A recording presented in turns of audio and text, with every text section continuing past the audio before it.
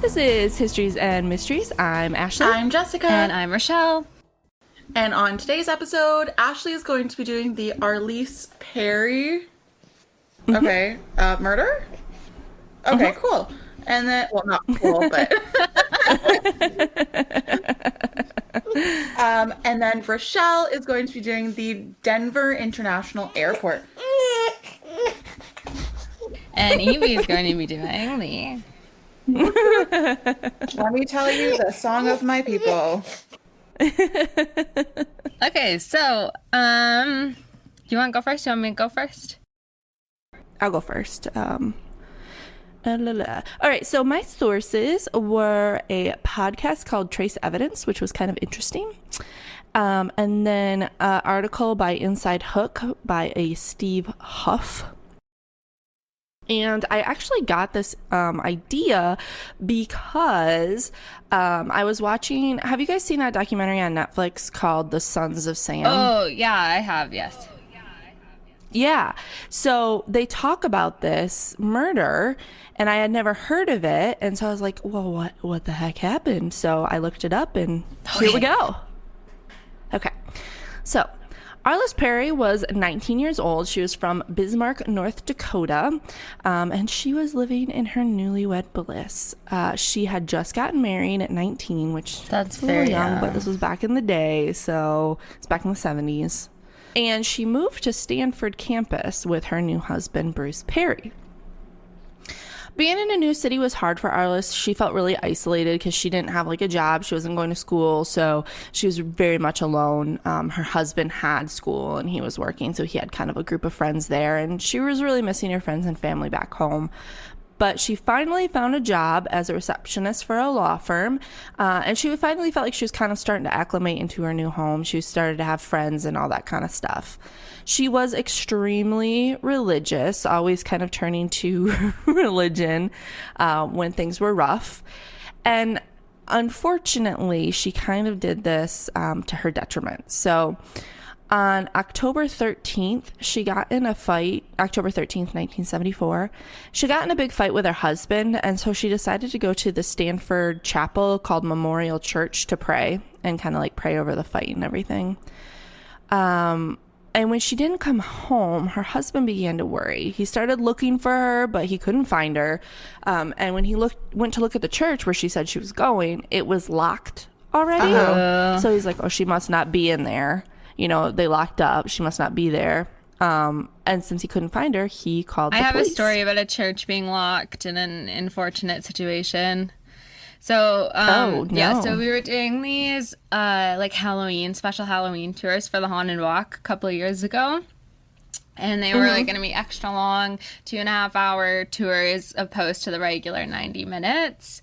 And we were going to take them like into some of the places. And one of the places is an old church, pretty far into the tour.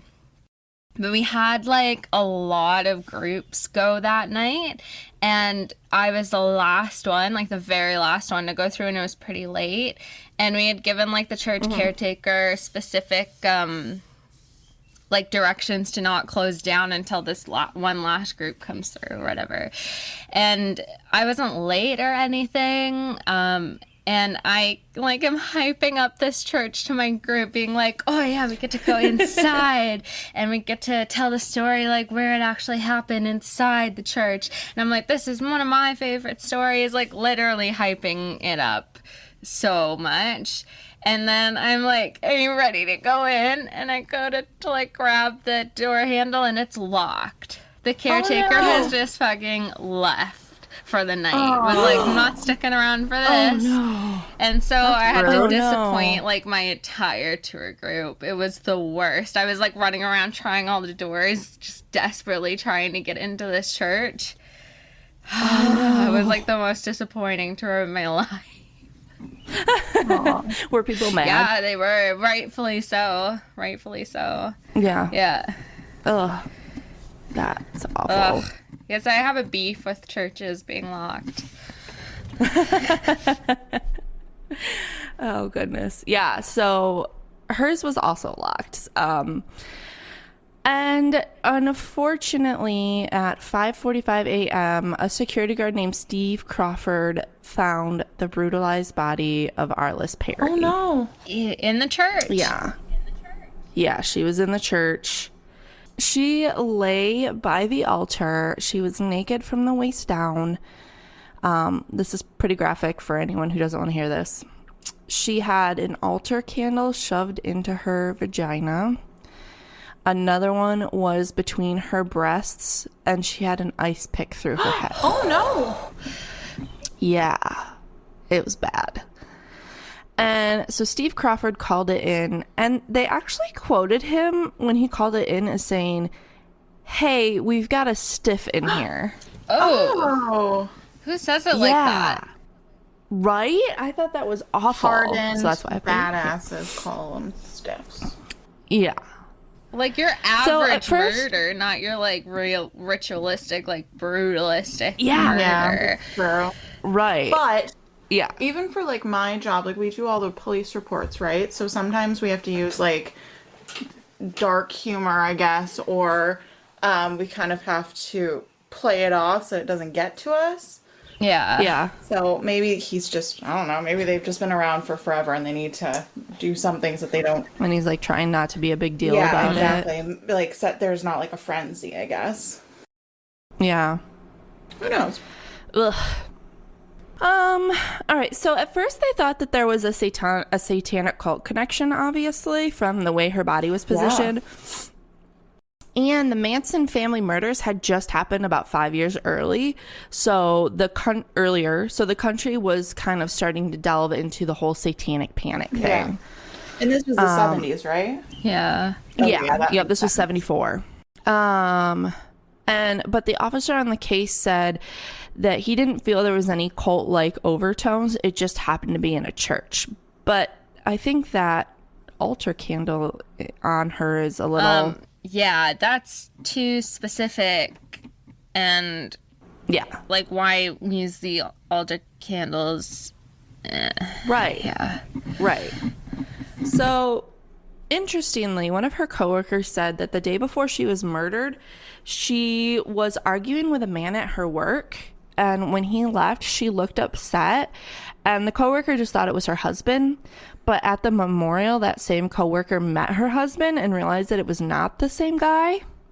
So they are unsure who she was arguing with, and they actually never figure out who that was that she was arguing with. Weird. So, is it unsolved? It was for 44 years. Is it because of DNA? It is because of DNA. My favorite. So her grave marker. So they had a grave marker at her grave because they were like waiting for her tombstone to come in, and it was stolen. And some people believe that it was somehow connected to her murder.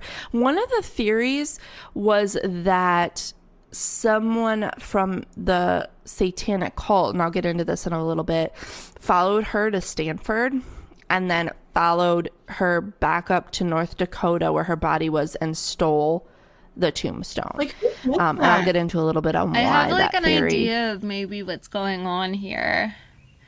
What's your thought? Like, is she, like, maybe she was part of this, like, satanic cult, but was trying to, like, get away from it, but then they caught up with her, and as punishment, they're, like, taking her grave markers and stuff like that, trying to destroy everything. Ooh, I like that. Interesting thought. Let's find out if you're right. Interesting thought. One of the interesting things that I just put in here is, like, a fun fact.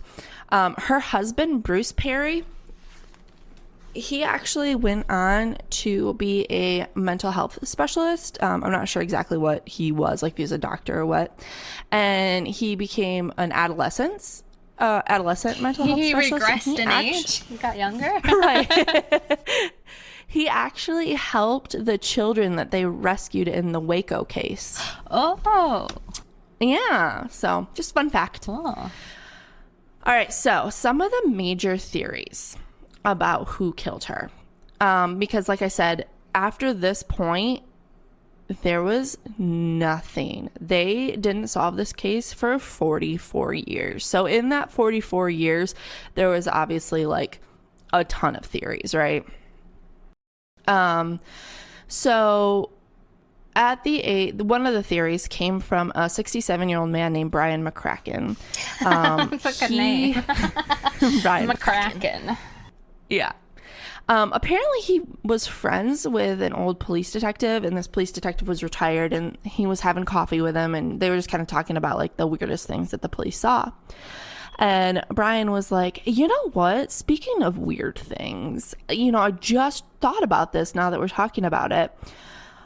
A long time ago, like 44 years ago, I was walking on the Stanford campus, and I heard a flute, like flute music.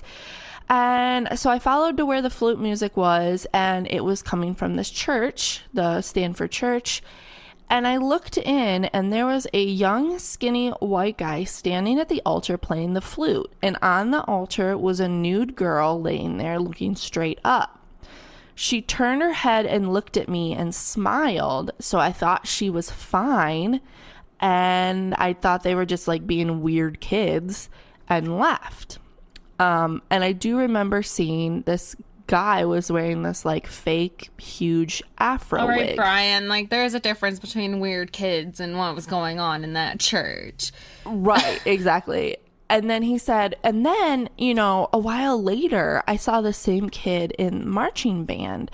And so I was like, oh, this kid is real. Like I wasn't imagining this or whatever. So I did go to the police in 2011, which is still like... That's a long time after you go to the police. Yeah. And I told them about it. And so then the police went to go interview this guy, the skinny white guy or whatever. And the skinny guy had it. He's like, oh yeah, I had an afro wig that I used to wear. So they knew that like what Brian was saying was real, but this guy had like no other connection to the case, so they didn't consider him a suspect. One of the other theories, which is what got me onto this case, was that he was part of the whole the murderer was part of the whole Son of Sam cult thing that Maury, was his name Terry Maury, talked about in that documentary. And one of the reasons why this was such a prevalent theory was that David Berkowitz sent the book, The Anatomy of Witchcraft, to Maury, and in it he wrote Arlis Perry, hunted, stalked, and slain, followed to California, Stanford University. And so what they think is that this satanic cult that they believe that Berkowitz was part of, or that Maury anyway believed that Berkowitz was part of, was in North Dakota. It was in North Dakota, which is only about 125 miles from where Arlis was from. And they believe that she had been going to this cult and trying to convert people out of the cult and into Christianity. So the cult leaders were pissed at her, and they're the ones that followed her to Stanford and murdered her. Sounds a lot like my theory. Yeah, yep. But the police officer said that David Berkowitz likes to play games, and they found no connection other than that one book he sent to her about Arlis Perry being, even around this cult, or even really Berkowitz being a part of the cult. Like, this was just a whole conspiracy theory. Yeah. But how would he know that? Yeah. Yeah. And so the lead really went nowhere, and so that was a dead end. So another thing, though, to kind of connect her to that cult is the day that she died, the exact day that she died, October 13th, is the birthday of Crowley, and he is celebrated among Satanists. I think he's some type of demon. If you watch Supernatural, yeah, I know Jessica does. I'm very much a big Supernatural fan, too. So. Yeah, you got Crowley in there that became the king of hell. Well, he's a real thing, and she died on what is Crowley's birthday, so they thought, oh, maybe there's another connection to the Satanist church. But again, there's nothing really, like no evidence to point to that. Another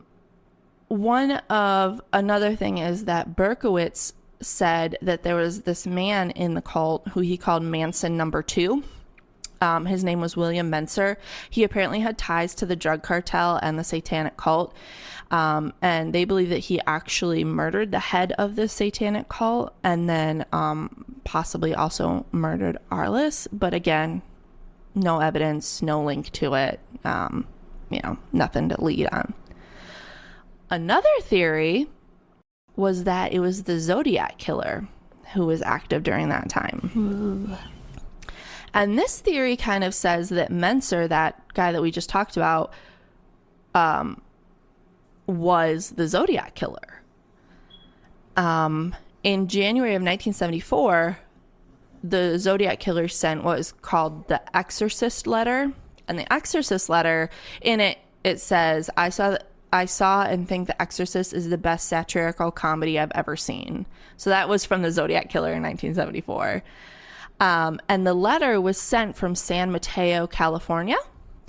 So in 1974, San Mateo Times was sent the letter from the supposed Zodiac killer saying he killed a woman in a church, but police found nothing. Hi. Okay, your story is like super fascinating, and I love all the theories. Yeah, I love Supernatural, and I love Crowley. Yes, I loved his character. I'm not gonna lie, I was sad when he died. Spoiler alert. Yeah, geez. Oh yeah, sorry. But that happened in like season, I don't know, 900, so like early on. So they had this letter from the Zodiac killer that he said, I killed a woman in a church.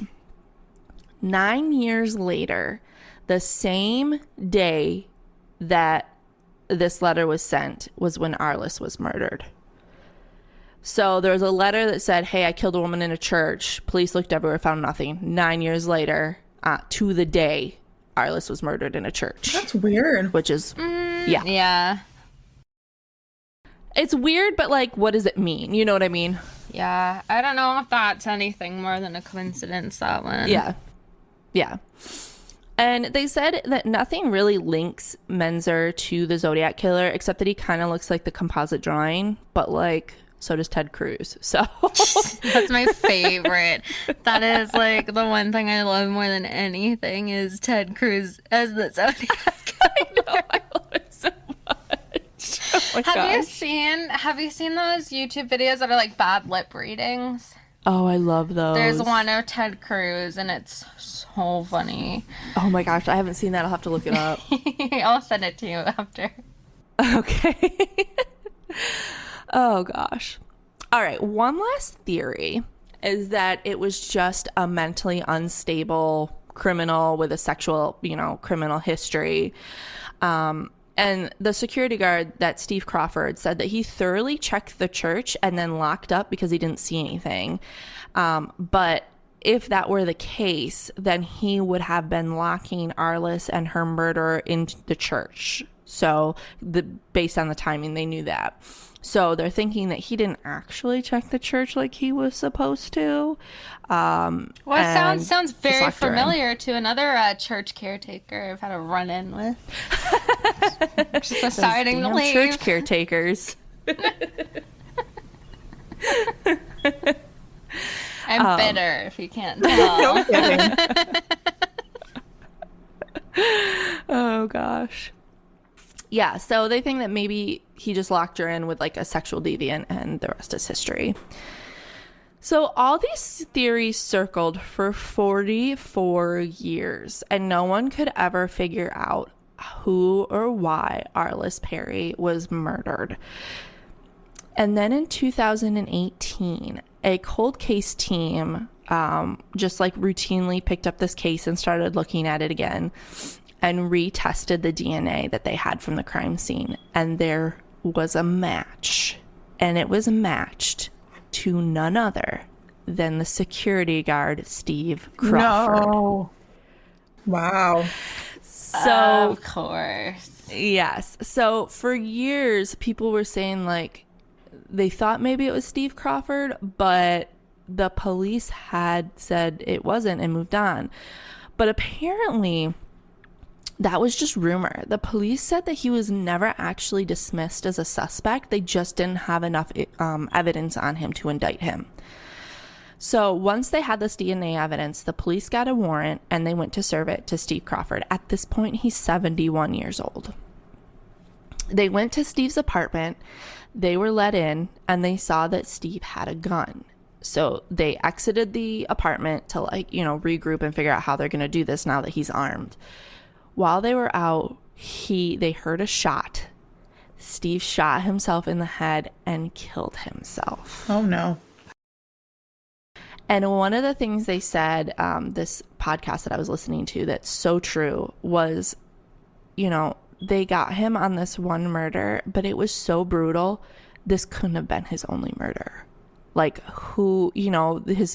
maybe it was his first, but it certainly wouldn't have been his last. Yeah. To murder like that for no reason, like there's no way he just did one murder and was like, okay, I'm done. So they think that possibly with this DNA match, there might be a lot more coming out in the near future about him. Wow. Yeah, they gotta look into his past. Yeah. So I still want to know what was up with those two kids in the church, though. Yeah. Wait, what two kids? Yeah, the kids, the Afro kid and the Nathan. Oh, yeah. Yeah, they never explained that. Like, did that, were they just, fucking around? Or, was that Arlis Perry and Steve Crawford? But I feel like he would have been like, oh, it's a security guard, because he would have been in a uniform. I don't know. I just hate that, we don't have any answers, why the security guard did it. Yeah. Yeah, and now, so that was in 2018. So that was 3 years ago, and there's no more information out about it because, he's dead. So unless they find some kind of, journal or something, we probably will never know why he did what he did. That's crazy. Yeah, and I'm sure that he positioned the body the way he did to throw off the police and make them feel like it was kind of a satanic thing because the Manson family murders had just happened. And like I said, we were just as a country kind of diving into satanic panic. So he's probably like, oh, this is going to throw them off. And it did. It worked. Country's crazy, yeah. Ash. Yeah, wow. So that is the story of the murder of Arlis Perry. Whoa, that was a great story. That was a crazy one. Oh, okay, so mine's a little more lighthearted in the fact that no one dies yet. So I was listening to a podcast the other night. I was going to do Kingston Pen because, I have history with that. But then I was listening to this podcast called Alien Theorists Theorizing. Ooh. And it's just this group of guys who talk about alien conspiracies and stuff like that. But they did an episode about the Denver International Airport. Interesting. I've flown into the Denver International Airport once, so I'm very excited to hear this. Did you notice anything unusual while you were there? Or anything stand out to you? No, not really. But when you're getting off a plane and trying to get to your luggage, and you know what I mean, I wasn't really paying attention to anything. And I hadn't ever heard anything about this airport, so it's not like I was looking for anything, Right. So it kind of jogged my memory that I had heard of it before, and I was like, oh, this is really cool, and basically deep dived. So my sources are a Mental Floss article by Kate Erblin, I like Mental Floss. Thrillist.com article by Colin St. John, an UncoverColorado.com article by Cameron Bailey, a TravelandLeisure.com article by Andrea Romano, a DenverChannel.com article by Stephanie Butzer, and then, of course, the Alien Theorists Theorizing podcast. Nice. Okay, dokie. Ready? Yes. So, hidden underground bunkers, murals depicting an upcoming apocalypse, giant murder horses, and mysterious gargoyles. Is this a sign of a new world order heading our way, or just another day at the DIA? Cool. Ooh. So on February 28th, 1995, the Denver International Airport opened its doors and its runways to the general public. This is about a year after its scheduled opening. So right away, that's a little bit Suspicious. Yeah. So the late opening was already sparking rumors, and also the fact that the airport cost a reported $2 billion over budget. Wow. Holy crap. That's a lot of money Yeah. to go over budget. Yeah. So already things are kind of like, what's going on here? So it was built as a replacement for the city's already established Stapleton Airport. The DIA, or the Denver International Airport, was constructed on a massive amount of land just outside the city's limits. So a quarter of a century later, today, the DIA still holds the title of the largest airport in the U.S. at 53 square miles. So I looked that up in football fields. Kind of give you a better idea, and I thought I was wrong at first because I was like, there's no way it's this many football fields, so I double checked. 25,652 football fields. Holy crap. Whoa. That's a lot. That's gigantic. Yeah. With the longest public runways as well. The runway is 3 miles long. Hey, you can meet a lot of creepy kids across that airport. Exactly. The construction and plan for the DIA was to alleviate the problems that were being experienced at the older Stapleton Airport, like the fact that the runways at that airport were way too close together and its location was right within the city, meaning that there was no room for any further expansions. So that's kind of the original, or the idea as to why they're building this new airport in the first place. Gotcha. So this seemingly normal airport has spun a multitude of conspiracy theories over the years. So what's really going down at the DIA? Any like wild guesses as to what these theories could possibly entail? About what? About the airport. Like, what would you think? Aliens. It's like weird stuff that could happen in the airport. Aliens? Oh, I don't know, because you said people haven't died there, right? So No, as far as we know. Ghosts. I don't know. I mean, people could be abducted. It's a landing pad. The aliens are like, ooh, free land. Let's go. Lot of people, I don't know about the Denverinians or whatever they're called, but they might be weirdos. So, like, where's the alien headquarters? Is it in Denver? Yeah, exactly. Well, I do have to say, that the alien headquarters is, I think, Roswell, New Mexico. But the Colorado was one of the first states to legalize marijuana. So people could just be really fucking high and be like, oh, aliens. Why do you know that fact? Yeah. Well, because it was just really well known throughout the country because they were the potheads, because they were the only ones that had it legalized. All right, that makes sense. Yeah. Okay. All right. So first theory is entitled Secret Societies. Ooh. So the theory is that the Freemasons, the centuries-old secret society, has controlled the airport ever since it opened, with ties to the New World Order, a group of global elites who wield power over international affairs. Cool. I think that anytime there's any kind of theory, the Freemasons are added into there, because I didn't talk about it because there's literally no evidence, but someone had mentioned that maybe the Freemasons were the ones that murdered Arlis Perry for some reason. Oh my goodness. Oh, there we go. And that's a connection between the two. Did Arlis Perry ever go to... Oh, I guess this is way before Denver International Airport. Media relation... Hold on when I can figure out how to speak again.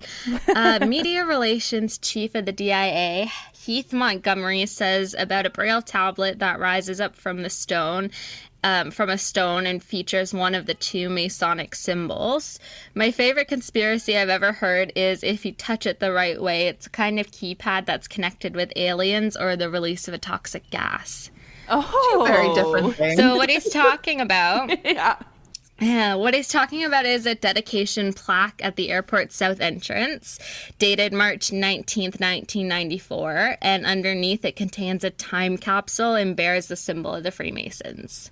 Oh. Also, there's a reference to something called the New World Airport Commission. Strange markings have also been noted around the airport, supposedly indicating secret or alien languages. Ooh. So, like, why is the Freemason logo clearly stamped on this rock? Yeah, that is weird. If they have nothing to do with the airport. Yeah. So, the current explanation that kind of explains this is, well, the Freemasons are a legitimate fraternal organization with civic ties to the airport's dedication, so they were kind of involved in some way. Wait, 1 second. Mm-hmm. Is there a cat meowing? Okay. Yeah.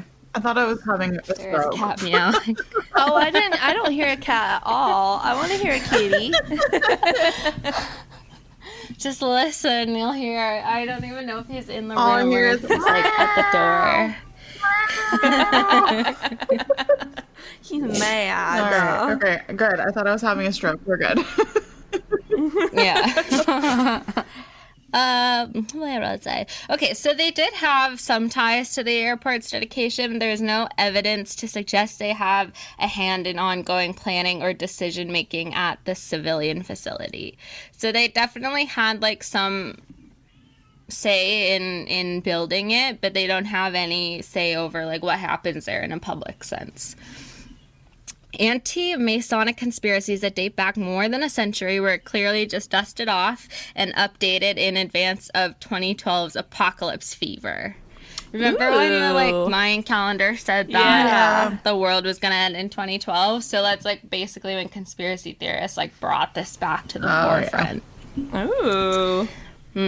So the time capsule that's supposed to be opened in 2094, so still quite a few years away, contains, they say, doesn't contain like a toxic gas or biohazard weapon or anything like that. They say it contains coins, a signed opening day ball from Coors Field, Mayor Wellington Webb sneakers, and a few Black Hawk casino tokens, among other items.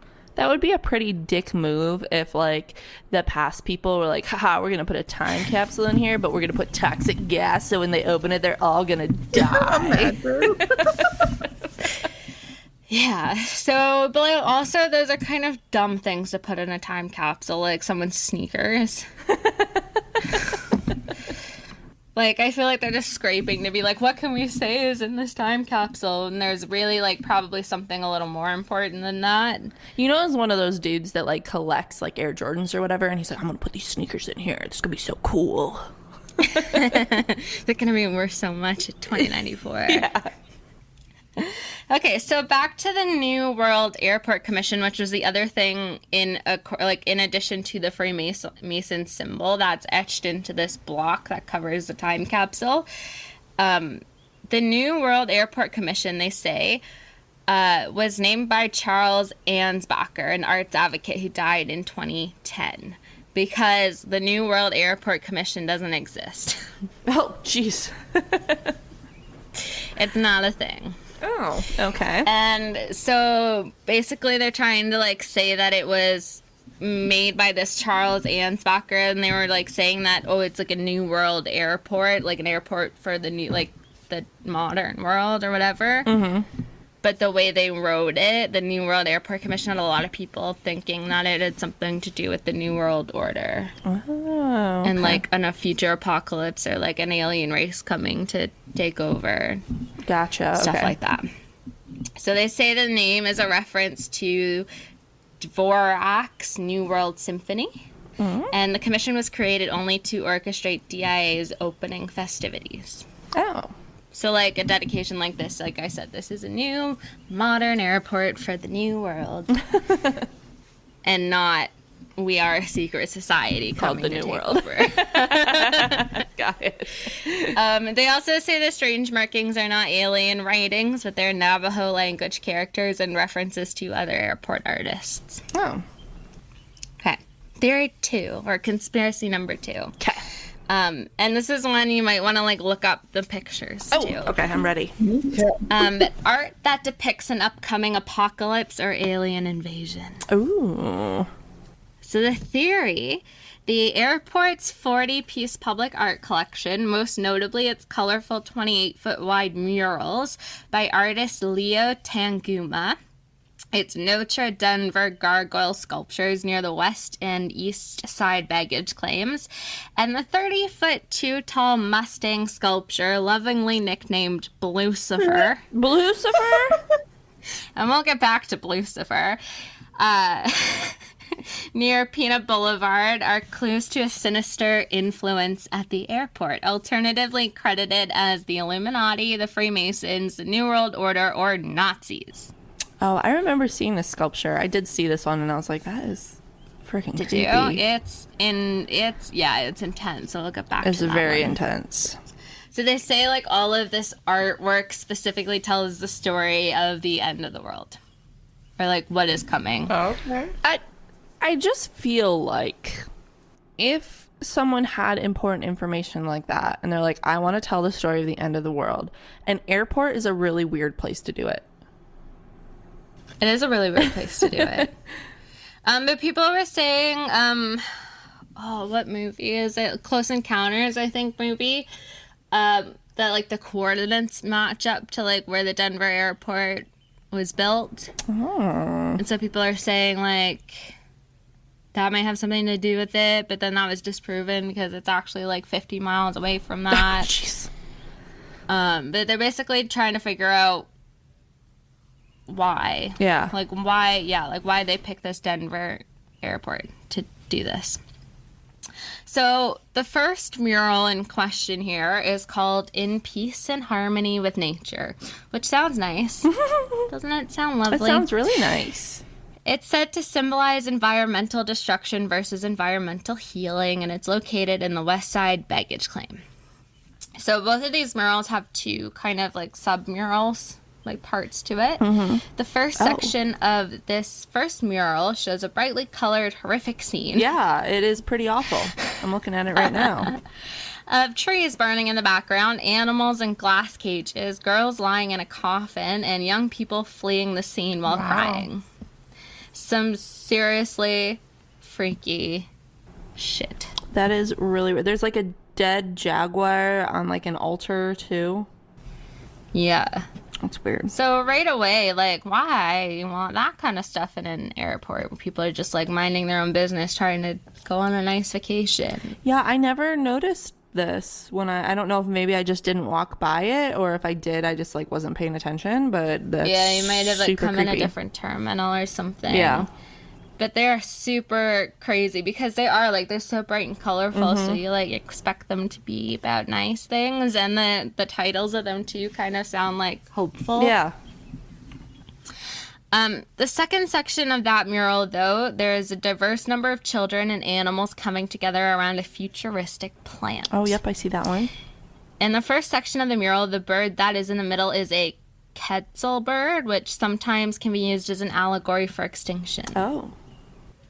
One of the main conspiracies surrounding the airport is that a mass extinction or apocalypse event will happen soon, and DIA was built as a type of sanctuary for those selected to emerge in the new world. Oh. Similarly, on the other side of the mural, the plant that all the children are gathered around can be seen as a symbol for the new world government that everyone will have to follow once that apocalypse is over.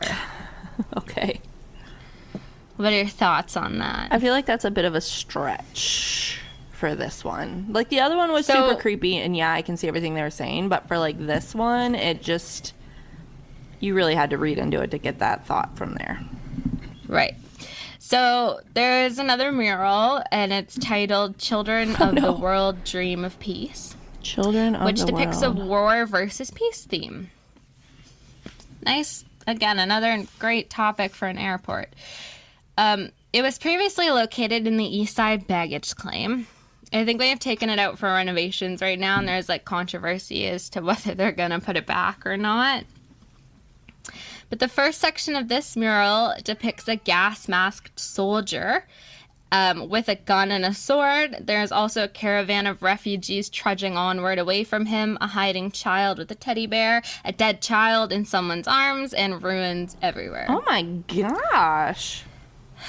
In the second section of the mural, Yeah, it's insane. There is a celebration of many young people with the same soldier dead below them. Oh my God. Doves rest on his body, and his sword is being disassembled by a kid with a hammer. What the heck was Denver Airport thinking about this artwork? Yeah. So when you look at that one, like, what are your immediate thoughts? Because this is the one that I was like, what the hell? It's just dark.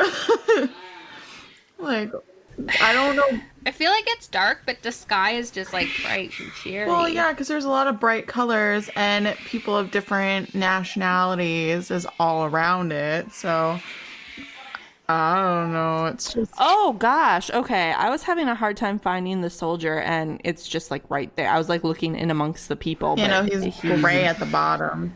Yeah, he's right up Yeah. front with the gas mask. Yeah. Oh, that's terrifying.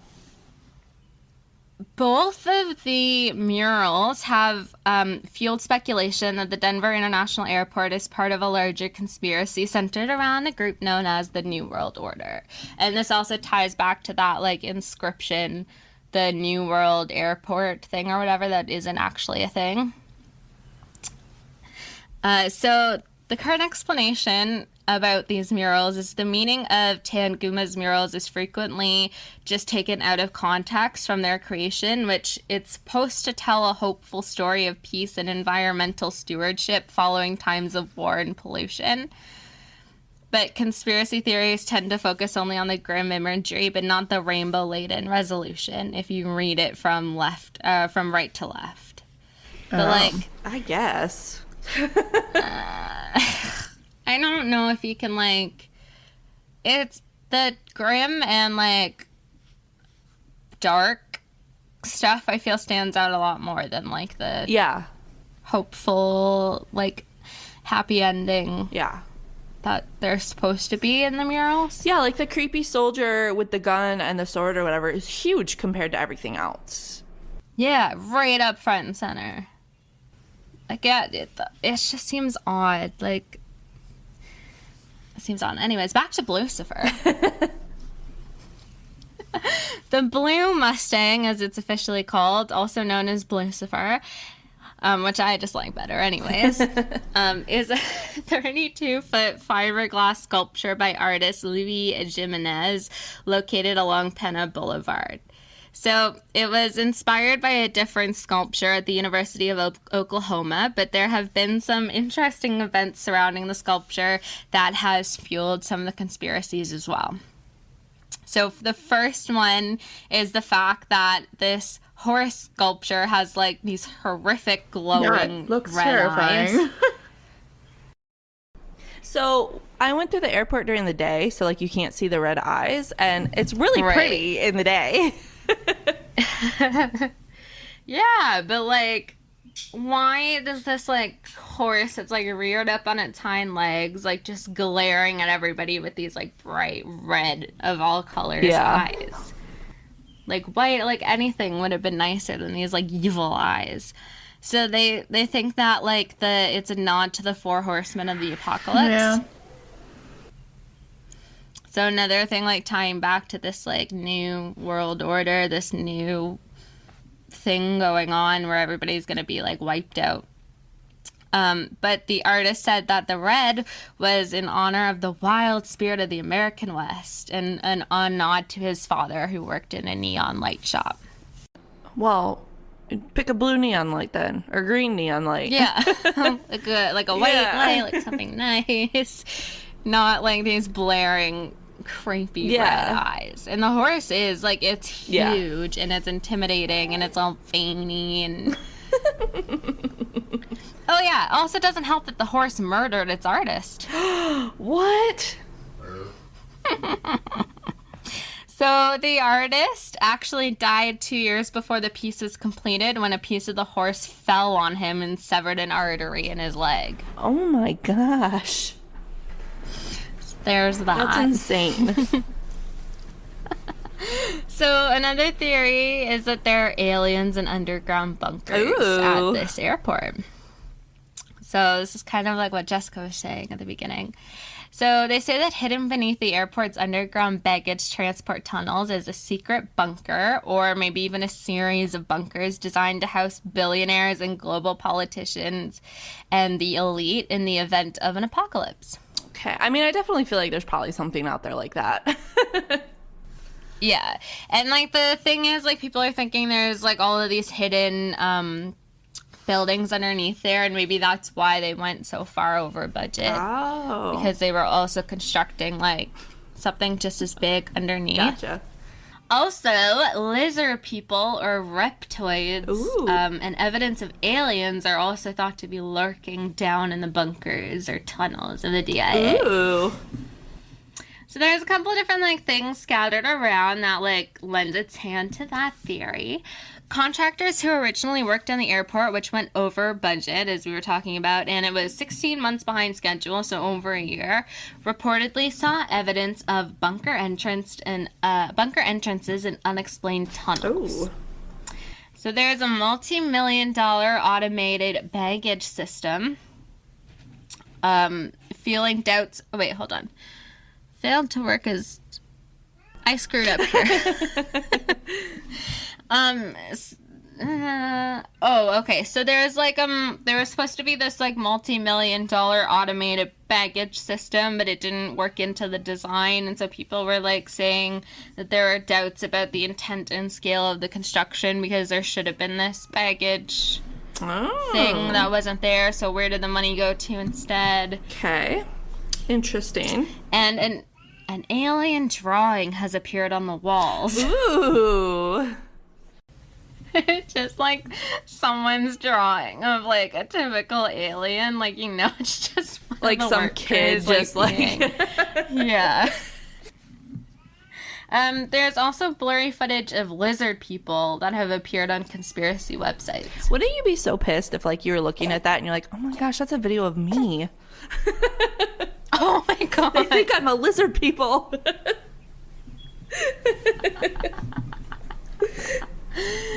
That would be very like, oh, that person. I did read a thing where they say like sometimes employees like to like dress up in lizard masks and like go down there and run in front of like the security. I would totally do that. That's amazing. So many people believe that this complex of buildings, the DIA, is a gathering place for governmental officials and the global elite in case of nuclear Armageddon, widespread biological warfare, or basically any cataclysmic reckoning. There have been a lot of claims of secret underground tunnels adorned with artwork, presumably for the purposes of giving the rich something pretty to look at while the rest of humanity decomposes. Oh, lovely. So some people have been down there and said there's like hallways that have these beautiful like ornamental golden stuff all over the place. Like, why, if that's just like a baggage tunnel, why would that be That there? is weird. Mm-hmm. So they say that roughly 1,000 people work daily in the various levels underneath the airport, ferrying luggage amongst the ticket counters, the planes, and baggage claim areas in a pair of 7,000-foot-long tunnels that run alongside the airport's underground trains. And they weren't immediately ready to use upon the airport's opening. Which, again, like, why are they spending all that money if it's not going to be ready to go? Like, the money obviously isn't going there. So somebody had taken a tour of the tunnels, and all the plumbing and electrical infrastructure appears to end at the underground area's lowest level. Hiding anything under it would be an engineering feat on par with the Channel, the tunnel that connects England to France. Furthermore, over the years, little personal touches have been made.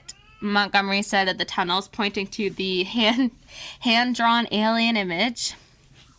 So the image that I said is like just scribbled on the wall. And that might also be like part of the other person who said that like there's like fancy artwork and stuff down there. It's just like the people that work down there like sprucing it up a little bit. Gotcha. The automated baggage system was used in various capacities, mostly by the United Airlines up until 2010. So they, again, stopped using it. Why? So the fact of the matter, so this is like a spokesman for the airport has said, like, the fact of the matter is it would take me 3 days to show you everything down here, like to go through the expanse of all of the tunnels. Oh, that's interesting. So there is another one of these videos of somebody claiming to have caught like a lizard person. So Fox 31, KDVR Denver, has said they caught a video that's been circulated of a lizard man, but it was, I think, proven to be an employee. Just running in around. a lizard mask. That's amazing. Yeah. And then the other big kind of theory that surrounds the DIA is the fact that the runways are suspiciously swastika-shaped. Oh, jeez. So that there's like ties with the Nazis and New World Order Nazis. So there's so many theories about who built the Denver airport, like the Freemasons we talked about earlier, this New World Order thing. But one of the most persistent theories is that the airport was built by the New World Order with ties to Nazism. So, like, you can remember that, like, soldier in that mural looks suspiciously Nazi-like, yeah, too. he does. And the inscription at the bottom of the painting, there's a letter written by a child of Auschwitz. So, like, there's a lot of Nazi stuff happening here. Okay. So the theory goes so far to say that the airport's runways are built to resemble a swastika from above. So they do kind of look like that, kind of like pinwheel shaped, but they don't like curve out on the edges like a swastika does, so it's kind of like far-fetched to say that they look like that. Yeah. I don't know, you can look up a picture and tell me what you think. Let's see. So, yeah. So it doesn't help that the airport's dedication marker credits the organization, of course, again, called the New World Airport Commission, which doesn't exist, or does it exist? And they're trying to cover it up. So people have noted strange markings on the building, which are believed to be connected with the New World Order as well. And like I said, a lot of these mysterious markings they're claiming are actually Navajo language markings or periodic table of the elements markings. Oh. Okay, so I'm looking at the airport, and I mean, if you look really hard and ignore some of the other runways, you can get a swastika out of it. But like one of them, they just like halfway down were like, oh, we're ignoring the rest of this one. No, it doesn't really work. Yeah, exactly. So like it's far-fetched, but like I get why people could say that, especially like with all of the other things that are Nazi-like around the airport. I guess. I don't know. I'm not big into conspiracy theories. I'm a hard one to get on those. I always just think that it's like people that have way too much time on their hands. Yeah. You just don't want to believe it because you've been there. Maybe. I was hoping I was like, maybe Ashley's been there. So, so kind of coming up to 2018, they were doing renovations and the airport staff was like, well, if you can't beat them, join them. So they put posters around the construction of the Great Hall, the new building, hinting at what was to come. But the signs also skirted around straight out denying the conspiracy surrounding the airport. So one sign features gargoyles and aliens with the questions, what's happening behind this wall? That's hilarious. Another feature on the large green head of an alien reads, yes, Den's got some secrets. But, like, that's the perfect way of covering up, like, that there's actually aliens there. Because if they're saying it outright, then nobody's going to be like, nobody's going to think that's what's actually going on. Yeah, that's very true. It's hidden in plain sight. Yeah, because they always say, like, the more you deny, the more you look guilty. But if you just say, oh, yeah, you look way less guilty. Exactly. They also put a talking gargoyle called Greg the Gargoyle in one of the baggage claims in February of 2019. That's amazing. So there were always these two gargoyles at the East and West End baggage claims that people like also said had symbolism and stuff like that. So they're like, we're gonna run with it and we're gonna put our own gargoyle. That's hilarious. That talks, called Greg. So the animated guardian of the airport now sits over the Southwest baggage claim on the 5th level. If you stand in front of him, he might just start talking to you. And there's videos of like people walking by and then he like comes to life and it's like, what are you doing over there? Oh my gosh, I didn't see it's that really either. Funny. Oh, I'm so sad I missed that. That's hilarious. Oh, yeah. I'll send that video to you, too, because that's also really funny. Alex Renteria, spokeswoman at the DIA, said that the talking gargoyle came out of hiding to spend more time with the people. Gargoyles exist to protect people. It's why they're often placed in homes or churches, she said. So Greg is there to protect passengers' baggage. Greg. Thanks, Greg. Thanks, Greg. But like that's all I can think of. Like that's the perfect cover up. Play into it. Yeah. Be like if people are just gonna continue trying to like dig in deeper, let's just say that's what it is, and then maybe people stop trying to dig deeper. Exactly. So I just wanted to end on another quote from her. It's not as exciting as everybody wants it to be, but I think that's why we love it so much. Let's get excitement around our airport, and that's okay if people think that we're weird and have the Illuminati and the aliens land their spaceships here. That's fine with us. Keep thinking it, and we'll keep trying to prove you're wrong, but we're not afraid to embrace those conspiracies. That's cute. Nice. I like that. So that's all about the Denver International Airport. That was a good story. Yeah. I didn't know anything about that. Yeah, I didn't either. I've never heard of any of those. Yeah, it's just kind of like so strange. And so everything about it is just a little bit too strange for it just to be a regular airport. But I don't know. I guess we'll have to wait till 2094. Yeah, see what's in there. See what's in the time capsule. Me too. Murder horse. Hey, it kind of ties in with Crowley. Crowley's ride. Ooh. Oh yeah, and the four horsemen of the apocalypse. I love it. Good episode, ladies. Sorry, my child was screaming the whole time because she needs to go for a nap and she's refusing. So. Oh, lovely. As you could see, I was trying to soothe her. Was that your mom that came in and like looked at the camera right away? Yes. Yeah. That was another. She brought me food and took the baby until the baby started screaming. And then I tried dealing with her and it wasn't working. So. Aww. And sometimes she just needs to be fed and go for a nap. And see, I'm really hearing the cat now trying to get into I heard the cat too. I kept thinking it was Evie, and I was like, how am I hearing her through, even though Jessica's muted? And then I was like, oh yeah, it's the cat.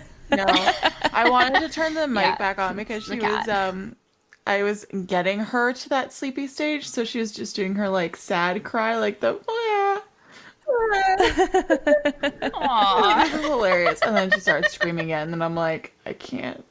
There's nothing else I can do.